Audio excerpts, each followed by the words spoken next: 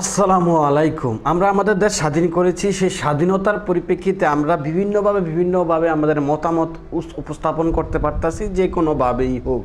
NTRC এর যে শিক্ষক নিবন্ধন, যে যারা দায়িত্বে আছেন নিয়োগ প্রক্রিয়া নিয়ে, তারাই ওনাদেরকে দেখেন এক এক সময় এই যে আপডেট নিউজগুলো আমি দেখতে পাচ্ছি, এক এক সময় ওনারা এক একভাবে তাদের মতামত ব্যক্ত করছেন। এক এক সময় বলতেছে যে 1 থেকে 17তম নিয়োগ হবে, বিশেষ গণবিজ্ঞপ্তি হবে।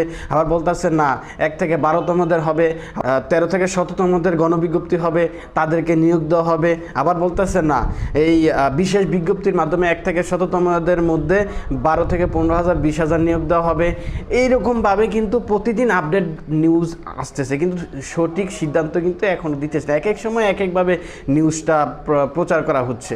তো যাই হোক, এখানে কি হয় না হয় সেটা ভাবার মূল বিষয় হচ্ছে যে আমাদের প্রধান উপদেষ্টা ওনার মতামত কি, ওনার ব্যক্ত কি, কিন্তু উনি কিন্তু এখনও ফুটে কিছু বলতেছে না। তো সেক্ষেত্রে আমি বলবো যে যেটাই করুক, যত কিছু হোক, কিন্তু ওনার কথা ছাড়া কিন্তু কোনো নির্দিষ্ট কোনো সিদ্ধান্ত কিন্তু গ্রহণ করা হবে না। যে যেটাই বলুক, যে যেটাই করুক।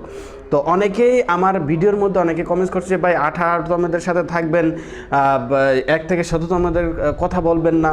এখন দেখেন, এখানে কথা বলা না বলা কোনো কিছু যায় আসে না। আপনারা ধৈর্য ধরুন, যে যেভাবে যে পজিশনে আছেন থাকুন, যেভাবে কাজ করতেছেন আপনাদের মতো করে কাজ করতে থাকেন। আল্লাহ তাআলা আপনার যার উপরে যেইভাবে যদি রিজিক, আমি আগেই বলে রাখছি যে যার উপর রিজিক আল্লাহ তাআলা রেখে রাখছেন, যেভাবে হোক আল্লাহ তাআলা তাকে সেখানে নিয়ে যাবেন। তো আমি আপনাদের একটা আশ্বাস দিচ্ছি, সেটা হচ্ছে কি জানেন, সেটা হচ্ছে 1 থেকে যে 17তম নিয়োগ প্রক্রিয়া, যে বিশেষ গণবিজ্ঞপ্তি, সেটা কিন্তু 18তম রেজাল্টের পর হবে।